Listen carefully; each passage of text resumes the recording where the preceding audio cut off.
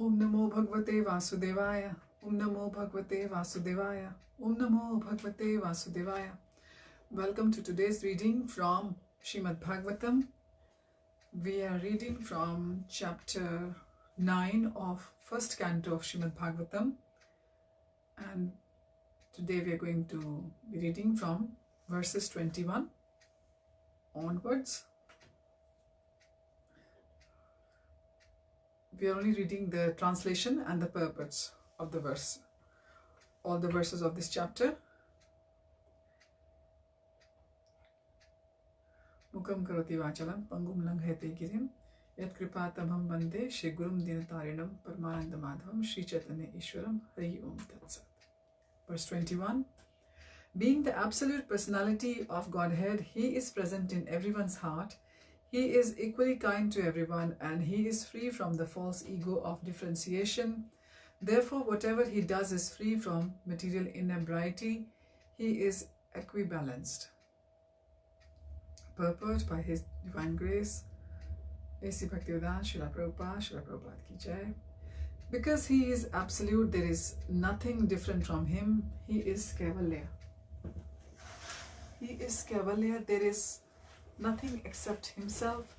Everything and everyone is the manifestation of His energy, and thus He is present everywhere by His energy. Being non-different from it, the sun is identified with every inch of the sun rays and every molecular particle of the rays. Similarly, the Lord is distributed by His different energies. He is Paramatma, or the Supersoul, present in everyone as a supreme guidance, and therefore He is already the chariot driver and counsel of all living beings. When He therefore exhibits Himself as a chariot driver of Arjun, there is no change in His exalted position. It is the power of devotional service only that demonstrates Him as the chariot driver or the messenger. Since He has nothing to do with the material conception of life, because He is absolute spiritual identity, there is for Him no superior or inferior action. Being the absolute personality of Godhead, He has no false ego, and so He does not identify Himself with anything different from Him. The material conception of ego is equibalanced in Him. He does not feel therefore inferior by becoming the chariot driver of His pure devotee. It is the glory of the pure devotee that only he can bring about service from the affectionate Lord. Now we move on to the next verse, verse 22 of chapter 9, canto 1.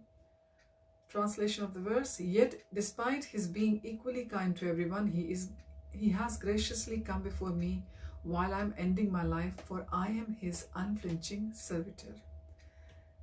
And as we know, the title of this chapter 9 is the Passing of Bhishmadeva in the presence of Lord Krishna. So these are all the words of Bhishmadeva. Purport. The Supreme Lord, the absolute personality of Godhead, Shri Krishna, although equal to everyone, is still more inclined to His unflinching devotee who is completely surrendered and knows no one else as his protector and master. Having unflinching faith in the Supreme Lord as one's protector, friend and master is the natural condition of eternal life. A living entity is so made by the will of the Almighty that he is almost happy when placing himself in a condition of absolute dependence. The opposite tendency is the cause of fall down. The living entity has this tendency of falling down by dint of misidentifying himself as fully independent to lord it over the material world. The root cause of all troubles is there in false egotism. One must draw towards the Lord in all circumstances. The appearance of Lord Krishna at the deathbed of Bhishmaji is due to his being an unflinching devotee of the Lord. Arjun had some bodily relation with Krishna because the Lord happened to be his maternal cousin, but Bhishma had no such bodily relation. Therefore, the cause of attraction was due to the intimate relation of the soul. Yet, because the relation of the body is very pleasing and natural, the Lord is more pleased when He is addressed as the son of Maharaj Nanda, the son of Yashoda, the lover of Radharani. This affinity by bodily relation with the Lord is another feature of reciprocating loving service with the Lord. Bhishmadeva is conscious of his sweetness of transcendental humor, and therefore he likes to address the Lord as Vijaya Sakhe, Partha Sakhe, etc. Exactly like Nanda Nandana or Yashoda Nandana. The best way to establish our relationship in transcendental sweetness is to approach him through his recognized devotees. One should not try to establish the relation directly. There must be a medium which is transparent and competent to lead us to the right path. Verse 23, chapter 9, canto 1. Translation: the personality of Godhead who appears in the mind of the devotee by attentive devotion and meditation and by chanting of the holy name releases the devotee from the bondage of fruitive activities at the time of his quitting the material body. Purport: yoga means concentration of the mind detached from all other subject matter, and actually such concentration is samadhi or 100% engagement in the service of the Lord. And one who concentrates his attention in that manner is called a yogi. Such a yogi devotee of the Lord engages himself 24 hours daily in the service of the Lord, so that his whole attention is engrossed with the thoughts of the Lord in ninefold devotional service, namely hearing, chanting, remembering, worshipping, praying, becoming a voluntary servant, carrying out orders, establishing a friendly relationship, or offering all that one may possess in the service of the Lord. By such practice of yoga or linking up in the service of the Lord, one is recognized by the Lord himself, as it is explained in the Bhagavad-Gita concerning the highest perfectional stage of samadhi. The Lord calls such a rare devotee the best amongst all the yogis. Such a perfect yogi is enabled by the divine grace of the Lord to concentrate his mind upon the Lord with a perfect sense of consciousness. And thus by chanting his holy name before quitting the body, the yogi is at once transferred by the internal energy of the Lord to one of the eternal planets where there is no question of material life and its concomitant factors. In material existence, a living being has to endure the material conditions of threefold miseries, life after life, according to his fruitive work. Such material life is produced by material desires only. Devotional service to the Lord does not kill the natural desires of the living being, but they are applied in the right cause of devotional service. This qualifies the desire to be transferred to the spiritual sky. General Bhishmadeva is referring to a particular type of yoga called Bhakti Yoga, and he was fortunate enough to have the Lord directly in his presence before he quitted his material body. He therefore desired that the Lord stay before his view in the following verses. Verse 24, translation: may my Lord, who is four-handed and whose beautifully decorated lotus feet with eyes as red as the rising sun is smiling, kindly await me at the moment when I quit this material body. Purport: Bhishmadeva knew well that Lord Krishna is the original Narayan. His worshipable deity was four-handed Narayan, but he knew that the four-handed Narayan is a plenary expansion of Lord Krishna.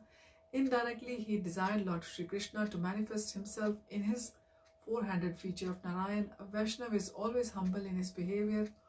Although it was 100% certain that Bhishmadeva was approaching Vaikuntha Dham just after leaving his material body, still as a humble Vaishnava, he desired to see the beautiful face of the Lord, for after quitting the present body, he might not be in a position to see the Lord anymore.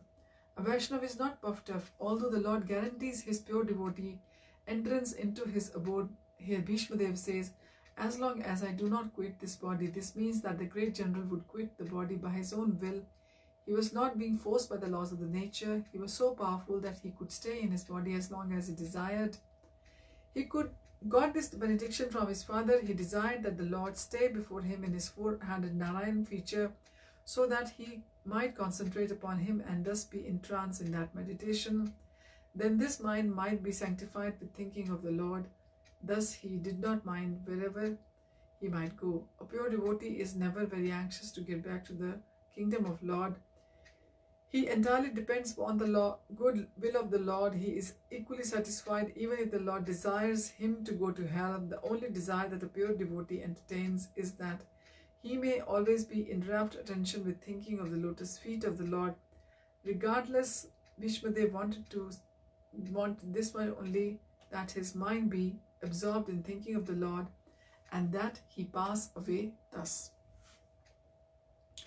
Bhishmadev wanted this much only, I'm repeating this, that his mind be absorbed in thinking of the Lord and that he pass away. Thus, that is the highest ambition of a pure devotee. Verse 25, translation Sutta Goswami said, Maharaj Yudhishthir, after hearing Bhishmadev speak in that appealing tone, asked him, in the presence of all the great rishis, about the essential principles of various religious duties. Purport: Bhishmadev, speaking in that appealing tone, convinced Maharaj Yudhishthir that he was very soon passing away, and Maharaj Yudhishthir was inspired by the Lord Shri Krishna to ask him of the principles of religion.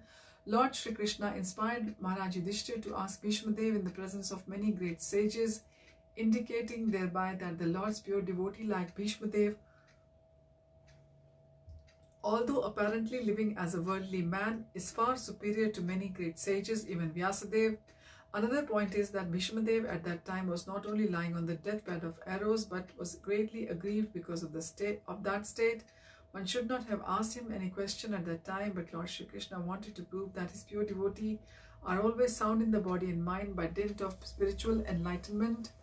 And thus, in any circumstances, a devotee of the Lord is in perfect order to speak of the right way of life. Yudhishthir also preferred to solve his problematic questions by asking Bhishmadev rather than ask anyone else present there who was seemingly more learned than Bhishmadev.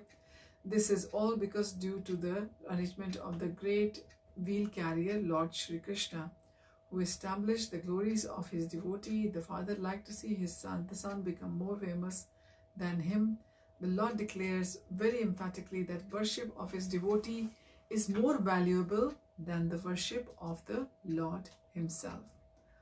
So next time we will be reading from verse 26 onwards of chapter 9, Passing of Bhishmadev in the presence of Lord Krishna, from Srimad Bhagavatam, Canto 1, Creation.